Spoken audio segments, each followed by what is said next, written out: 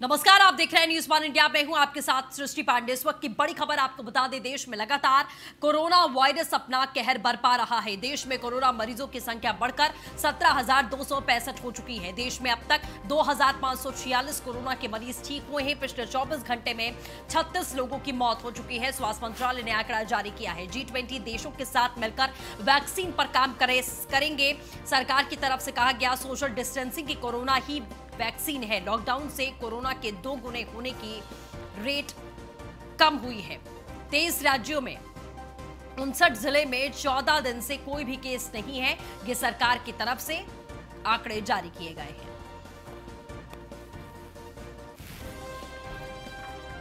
तो बड़ी खबर आपको लगातार बता दें, तो वहीं उत्तर प्रदेश में कोरोना मरीजों की संख्या लगातार बढ़ती जा रही है। 1176 संख्या हो चुकी है। यूपी में कोरोना वायरस के 1030 एक्टिव केसेस हैं। वहीं यूपी के 52 जिलों में कोरोना अपने पैर पसार चुका है। मऊ, एटा और सुल्तानपुर में आज नए मरीज सामने आए हैं। यूपी में 8 जिलों में कोई केस नहीं है, जो एक अच्छी बात है। लखनऊ में लोक बंधु अस्पताल को केवल लेवल 2 का बना दिया गया है। यह भी आपको लगातार बता दें।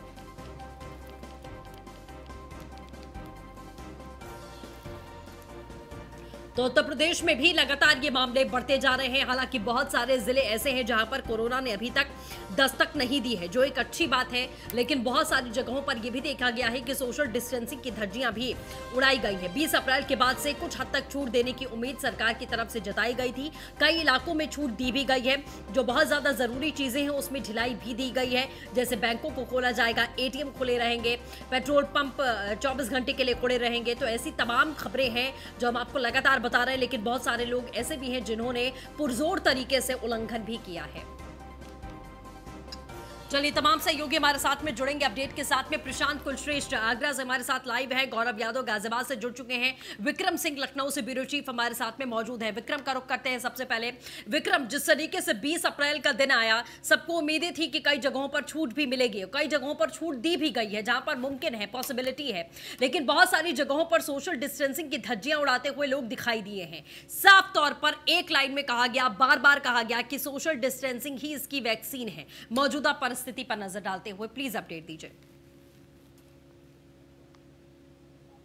जी देखिए, बिल्कुल। और अगर इसी तरीके की स्थितियां रही तो लोग अगर ये सोच रहे हैं कि उनको आगे ढिलाई मिलेगी तो ये गलत सोचा जा रहा है। क्योंकि साफ तौर पर शासन ने निर्देश दिए हैं कि अगर लॉकडाउन में इसी तरह की स्थिति रही तो आगे चीजें और सख्त होती चली जाएंगी। लोगों को ये समझना जरूरी है कि जहां एक तरफ ये कहा जा रहा है कि लॉकडाउन का पालन करें और लॉकडाउन का पालन ना करके जो बीच बीच में लोग घरों से निकल रहे हैं, जो इकट्ठा हो जा रहे हैं, कहीं ना कहीं उसका खामियाजा भी उन लोगों को भुगतना पड़ेगा। जिस तरीके से अभी कई जिलों में जो नंबर बढ़े, क्योंकि आज की अगर अपडेट की बात की जाए तो बड़े स्तर पर एक खुलकर बात सामने आई है कि 3 उत्तर प्रदेश के ऐसे जिले हैं जहां पर नए मामले सामने आए हैं। इतने दिन से लॉकडाउन चल रहा है, इतने दिन से लगातार चीजों को कंट्रोल करने का प्रयास कर रहा है, और उस बीच में 3 नए जिले संक्रमित हो जाना यह साफ करता है कि लॉकडाउन कहीं ना कहीं लॉकडाउन का वायलेशन किया जा रहा है। तो लोगों को इस चीज का ध्यान रखना पड़ेगा। और अगर इसी तरीके से संक्रमण जिले पर जिले बढ़ते जाएंगे तो अगर ये लोग उम्मीद कर रहे हैं कि चीजों में ढिलाई की जाएगी तो ये किसी स्तर पर नहीं होगी। गौरतलब करने वाली बात है कि कल मुख्यमंत्री योगी आदित्यनाथ ने जो निर्देश दिए थे उसमें 19 जिलों को यह साफ तौर पर जिलाधिकारियों के ऊपर छोड़ा था कि जिलाधिकारी तय करें कि 19 जिलों में कितनी छूट दी जाएगी, किस तरीके से छूट दी जाएगी।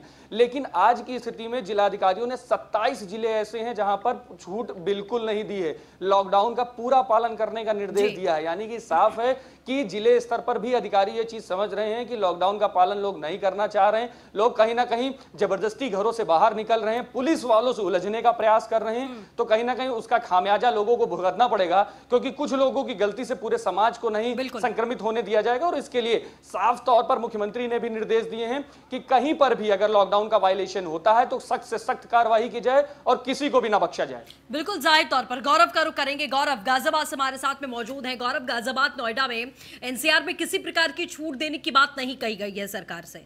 अब गाजियाबाद में लगातार केसेस भी बढ़ते जा रहे हैं, इंसानी लापरवाही की वजह से ही केसेस बढ़ते जा रहे हैं।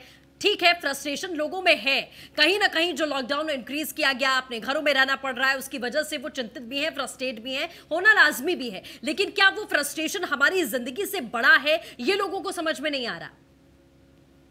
जी बिल्कुल, देखिए सृष्टि, यदि बात करें बीते दिन की, तो कल गाजियाबाद में 12 पॉजिटिव केस आए थे और आज सुबह से अब तक 4 पॉजिटिव केस आए चुके हैं, जिसमें यदि वर्तमान में गाजियाबाद के कोरोना पॉजिटिव लोगों की संख्या बात करें तो 36 हो चुकी है। लेकिन इसके बावजूद कमी सृष्टि, सबसे बड़ी चीज ये है कि जो कमी है वो लोगों की है, लेकिन उसके साथ साथ प्रशासन को भी अपनी जिम्मेदारी समझनी पड़ेगी।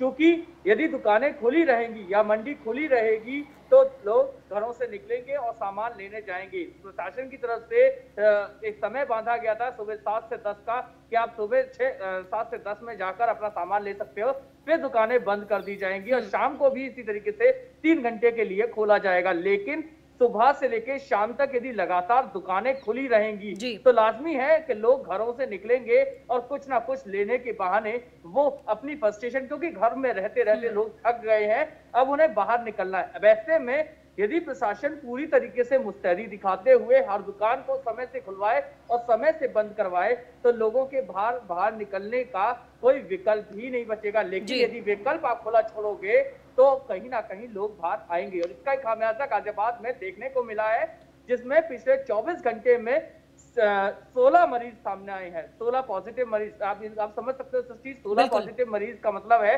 कि कम से कम 4 गुना आंकड़ा और बढ़ गया, 4 गुना रिपोर्ट और लेनी पड़ेंगी, उनके सैंपल लिए जाएंगे और उनसे पॉजिटिव आने ना आने की उम्मीद की जाएगी, लेकिन कहीं ना कहीं उनका भी इंतजार होगा। तो कहीं ना कहीं प्रशासन की बड़ी लापरवाही है कि वो मॉनिटरिंग में ढील बरत रहा है। जी बिल्कुल, चलिए आगरा का रुख करते हैं।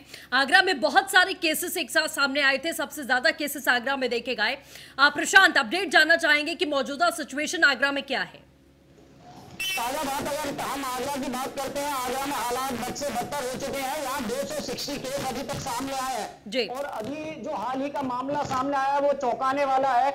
अभी 2 दिन पूर्व एक चोर को थाना हरिपर्वत पुलिस पकड़ के लाई थी और उसे खांसी जुकाम के जब सिम्टम थे, जब उसका सैंपलिंग की गई तो कोरोना पॉजिटिव मिला है वो, और उसके बाद में दरोगा से लेकर सिपाही थर-थर कांप रहे हैं। लिहाजा जिले के पुलिस कप्तान ने लॉकडाउन का उल्लंघन करने वालों पर प्रभावी कार्रवाई के दिशा निर्देश दिए हैं। और जिस तरीके के मुख्यमंत्री योगी आदित्यनाथ ने कल दिशा निर्देश दिए थे कि जिन जिलों में 10 से ज्यादा कोरोना पॉजिटिव के केस हैं, उस जिले के डीएम अपने विवेक का इस्तेमाल करें। ताज नगरी आगरा में जिस तरीके के केसेसों की बढ़ोतरी हो रही है, हालात बद से बदतर हो रहे हैं, यहाँ लॉकडाउन को प्रभावी बनाने के लिए और ज्यादा सख्ती से कदम उठाए जा रहे हैं। कोई भी छूट नहीं दी गई है। यहाँ तक कि सब्जी मंडी और दूध बेचने वाले दूधियों को भी शहर में आने की कोई अनुमति नहीं है। अभी 1 हफ्ता पूर्व का मामला है जब ये देखा गया था कि एक कोरोना पॉजिटिव संक्रमित सब्जी विक्रेता घर घर जाके सब्जी बेच रहा था, कई लोग इससे संक्रमित हुए थे। तो यही वजह है कि ताज नगरी आगरा में कोई छूट नहीं दी गई है। जिला प्रशासन अब सख्ती से काम करने के मूड में आ गया है। इलाकों को सील कर दिया गया है, नाकेबंदी कर दी गई है और धारा 144 जो है उसका उल्लंघन करने के साथ साथ 188 की कार्रवाई होगी। इतना ही नहीं, आगरा के एमडी जैन इंटर कॉलेज को अस्थायी जेल बना दिया गया है। जो लोग लॉकडाउन को मजाक समझ रहे हैं, बिल्कुल जाहिर तौर पर प्रशांत, देखिए ये स्टेप जरूरी भी है, लेकिन साथ ही एक सवाल भी छोड़ जाते हैं कि इतनी ज्यादा सख्ती करने के बावजूद भी, इतना समझाने के बावजूद भी, सारी चीजें करने के बावजूद भी अगर केसेस बढ़ रहे हैं तो उसमें आखिरकार कहीं ना कहीं इन सभी सख्ती के पीछे एक उल्लंघन भी है, जिसकी वजह से ये केसेस अब लगातार बढ़ते जा रहे हैं। फिलहाल आप सभी नजर बना रखिएगा, अपडेट लेते रहेंगे। फिलहाल हमारे साथ जुड़ने के लिए बहुत बहुत शुक्रिया। तो गाजियाबाद में कोरोना का ग्राफ लगातार बढ़ता जा रहा है। गाजियाबाद में सामने आए हैं कोरोना के 3 नए केसेस। चौंकाने वाली बात है, गाजियाबाद में कोरोना मरीजों की संख्या कुल मिलाकर 46 हो चुकी है। तो जाहिर तौर पर जिस तरीके की सख्ती है, जिस तरीके से पुलिस की टीम लगातार काम कर रही है, जागरूकता फैला रही है, लोगों को जरूरत पड़ने पर लोगों के साथ में सख्ती से भी पेश आ रही है, लेकिन उसके बावजूद भी अगर सिचुएशन ऐसी है कि हर रोज नए केसेस आ रहे हैं, पहले जमातियों ने माहौल को खराब करने की कोशिश की, जमातियों की वजह से कोरोना केसेस और ज्यादा उत्तर प्रदेश में बढ़े और उसके बाद में किसी तरीके से उन लोगों को चिन्हित करके उन्हें जब क्वारंटाइन किया गया, उनका इलाज शुरू किया गया, उसके बाद में भी लापरवाही यहां पर सामने आई कि थोड़ी सी छूट का मतलब यह हो गया कि आपने लापरवाही करना शुरू कर दिया, जिसका नतीजा आज डेली बेसिस पर लोग भुगत रहे हैं, क्योंकि डेली ही अब केसेस सामने आ रहे हैं। बनारस से बड़ी खबर आपको बता दें, कोरोना को मात देने के लिए लोगों ने कमर कस ली है। सभी को जागरूक करने के लिए स्थानीय लोगों ने अपना मोर्चा संभाल लिया है। बलुआगिर इलाके में स्थानीय पार्षद तोफैल अंसारी ने ड्यूटी लगाई है। सुबह से लेकर रात तक ड्यूटी कर रहे स्थानीय लोग सभी को बेवजह घर से बाहर ना निकलने की हिदायतें दे रहे हैं। कोरोना के खिलाफ जिला प्रशासन को मिला स्थानीय लोगों का साथ, बहुत जरूरी था। कंधे से कंधा मिलाकर अगर आप चलेंगे पुलिस के साथ में, डॉक्टर्स के साथ में, तो जाहिर तौर पर उनको भी बहुत सपोर्ट मिलेगा। अगर सोशल डिस्टेंसिंग को मेंटेन रखते हुए एक एक करके आप इस तरीके से फॉलो करेंगे प्रोसीजर, तो जाहिर तौर पर आप भी कहीं ना कहीं कोरोना को मात देने में जरिया बनेंगे। किसी को डंडा मार देते हैं कि मतलब कोरोना वायरस एक ऐसी महामारी है कि पूरे विश्व को अपनी चपेट में ले लिया है और हमारा भारत देश तभी बच सकता है केवल हम एक बार में बयान देने से या किसी के ऊपर उंगली उठाने से नहीं बचेंगे, बल्कि हमको हिंदुस्तानी बनकर लॉकडाउन का पूरा समर्थन करना पड़ेगा। इसलिए हमारी आबादी 130 करोड़ की है और 130 करोड़ की आबादी ये कोरोना वायरस कह के नहीं आया है, इसलिए सिस्टम के मुताबिक हमारे पास पूरी व्यवस्था नहीं है। लॉकडाउन ही एक अंतिम व्यवस्था है। ये बहुत बड़ी जिम्मेदारी हमारे लोगों ने जो निभाई है। अभी हमारे इंस्पेक्टर साहब से जब बात हुई, क्षेत्र के कोतवाली इंस्पेक्टर महेश पांडे जी से, तो उन्होंने कहा कि ये जो ड्यूटी यहाँ पे लगाई गई है, ये ड्यूटी पूरे ज़िले के अंदर जो है तो ये पहली बार ऐसा हुआ है। ग्रेटर नोएडा में लॉकडाउन का उल्लंघन करने वालों की अब खैर नहीं होगी। जी हाँ, लॉकडाउन का उल्लंघन करने वालों पर पुलिस ने दंड बैठक की सजा दी है। आपको बता दें, पुलिस ने युवक से सड़क पर दंड बैठक लगवाई, मास्क न पहनने पर लगवाई दंड बैठक। बिना मास्क के आ रहे बाइक सवारों को पुलिस ने रोका है। रोकने के बाद में बाइक सवार दोनों युवक पीछे मुड़कर भागे हैं। जेवर पुलिस ने बिना मास्क लगाए घूम रहे युवकों को दंड बैठक की सजा दी है। तो ये लगातार आपको हम तस्वीरें भी दिखा रहे हैं। जाहिर तौर पर जरूरी है क्योंकि लोगों को नहीं समझ में आ रहा है कि जाहिर तौर पर उनकी एक छोटी सी लापरवाही पूरे समाज के लिए कितनी घातक हो सकती है। इसीलिए प्रशासन अपनी तरफ से पूरी कोशिश कर रहा है कि कैसे भी करके इन्हें समझाया जाए। तो वहीं पिता के निधन पर टूटा सीएम योगी आदित्यनाथ के सब्र का बांध। पिता को याद करके सीएम नहीं रोक सके आंसुओं का सैलाब। आज हुआ है सीएम योगी आदित्यनाथ के पिता का निधन। पिता के अंतिम संस्कार में शामिल नहीं होंगे सीएम योगी आदित्यनाथ। लॉकडाउन की वजह से पिता के आखिरी दर्शन नहीं कर पाएंगे सीएम योगी आदित्यनाथ। लेकिन सब्र का बांध टूटा और आंसुओं का सैलाब बहा, जो कि आप तस्वीरों के जरिए भी देख सकते हैं। बहुत लाजमी सी बात है। आपने हमेशा से सीएम योगी आदित्यनाथ को एक कठोर रूप में ही देखा है, एक सख्त व्यक्ति के रूप में देखा है, सख्त नेता के रूप में देखा है, एक संत के रूप में देखा है। लेकिन इसके साथ साथ उनके रिश्ते भी हैं, वो एक बेटे भी हैं, एक भाई भी हैं। जाहिर तौर पर बहुत सारी जिम्मेदारियां हैं जिनका निर्वहन करना, और आज उनके पिता का निधन हुआ। अपनी इन्हीं कर्तव्यों और जिम्मेदारियों के चलते वो अपने पिता के अंतिम दर्शन नहीं कर पाएंगे।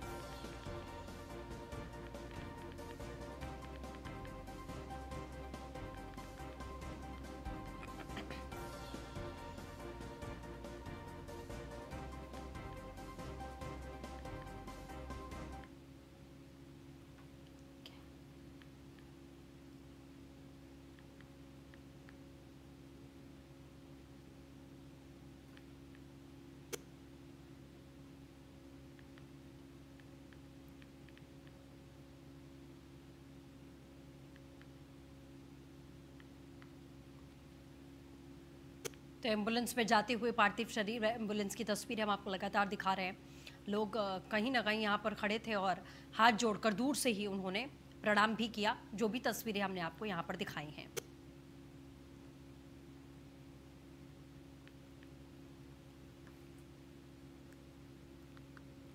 सीएम योगी आदित्यनाथ के पिता का आज निधन हुआ। आपने देखा कि किस तरीके से सीएम योगी आदित्यनाथ आज रोते हुए नजर आए। लेकिन आपको बता दें कि जिस वक्त सीएम योगी के पिता के निधन की खबर मिली, उस समय सीएम योगी आदित्यनाथ बैठक कर रहे थे। सीएम योगी ने बैठक अपनी जारी रखी खबर मिलने के बाद भी। में ही सर को ये जानकारी हुई, लेकिन बैठक यथावत उन्होंने करके और फिर उन्होंने यह प्रेस नोट स्वयं ही जारी किया है, जिसमें उन्होंने कहा है कि उनकी हार्दिक इच्छा थी दर्शन की, लेकिन वैश्विक महामारी कोरोना के वायरस के खिलाफ देश की लड़ाई में वो अपने कर्तव्य बोध के कारण वहां नहीं जा सक रहे हैं। लेकिन उन्होंने ये भी कहा कि जो भी कार्य हो वो लॉकडाउन को देखते हुए उन्होंने अंतिम संस्कार के लिए कामना की। यह भी उन्होंने कहा कि अपने पूज्य पिताजी की स्मृतियों को वो कोटि कोटि नमन करते हैं और विनम्र श्रद्धांजलि देते हैं। और ये भी इस बात की को उन्होंने आगे रखा कि जो उन्होंने अपने पिता से सीखा और जो उनसे आशीर्वाद लिया उसके लिए वो सदैव आभारी हैं। लॉकडाउन के बाद वो दर्शनार्थ आएंगे, ऐसा उन्होंने अपने निजी प्रेस नोट में जारी किया है। कई हमारे पत्रकार साथियों ने जानकारी हासिल करने के लिए कहा था, तो इसलिए सीएम योगी आदित्यनाथ के पिता के देहांत से सभी दुखी हैं। मोहसिन रजा ने कहा, दुख के समय में मंत्रिमंडल और पूरा प्रदेश परिवार के साथ में है। मुख्यमंत्री योगी आदित्यनाथ की माताजी को उन्होंने पत्र लिखा। भावुक करने वाला पत्र। सीएम योगी आदित्यनाथ ने प्रदेश की 23 करोड़ की जनता को हमेशा प्राथमिकता दी है। प्रदेश भी मुख्यमंत्री योगी आदित्यनाथ का ही परिवार है। प्रदेश को कोरोना मुक्त करने के लिए सीएम योगी रात दिन काम कर रहे हैं। हम सब इस समय अपने उत्तर प्रदेश के यशस्वी मुख्यमंत्री आदरणीय योगी जी के पिताजी के देहांत में बहुत दुखी हैं और इस दुख के समय में हमारा पूरा मंत्रिपरिषद, पूरा प्रदेश और देश के तमाम सभी लोग उनके साथ में हैं। इस दुख के समय में हम सब ईश्वर से प्रार्थना करते हैं कि माननीय मुख्यमंत्री के पिताजी को अपने चरणों में जगह दे और हमारी संवेदना है माननीय मुख्यमंत्री जी के परिवार के साथ, उनके साथ। और जिस तरह से माननीय मुख्यमंत्री ने अपनी माता जी को पत्र लिखा है वो बड़ा भावुक कर देने वाला पत्र है कि इतनी बड़ी क्षति और इतने बड़े दुख को उन्होंने प्रदेश की 23 करोड़ जनता को प्राथमिकता देते हुए माता जी से लिखा कि मेरी इच्छा थी कि मैं अंतिम संस्कार में रहूं, लेकिन 23 करोड़ जनता के दुख को देखकर उन्होंने, चूंकि वो उत्तर प्रदेश के मुख्यमंत्री हैं और ये भी उनका एक परिवार है, उस परिवार के दुखी लोगों के साथ में अपने को समर्पित करते हुए माता जी को उन्होंने जो अपनी संवेदना व्यक्त की है वो अपने आप में बहुत ही कहना चाहिए मार्मिंग और बहुत ही दिल से जोड़ने वाली, एहसास कराने वाली है। ऐसे समय में पूरा प्रदेश उनके साथ में है, देश के लोग उनके साथ में हैं और जिस तरह से वो कोरोना की लड़ाई में प्रदेश की जनता को सुरक्षित करने के लिए, उनकी जान को बचाने के लिए दिन रात एक करके सुबह शाम लगे हुए हैं उत्तर प्रदेश के अंदर तमाम अपने आला अधिकारियों के साथ। आज भी इतनी बड़ी घटना के बाद भी, इतनी दुखद घटना के बाद भी उस दुख को दिल में रखते हुए तमाम 23 करोड़ जनता के दुखों को भी उन्होंने साझा किया और ये बात बताई प्रदेशवासियों को। इसी के साथ फिलहाल इस बुलेटिन में बस इतना ही। तमाम खबरों के लिए बने रहिए न्यूज़ वन इंडिया के साथ। नमस्कार।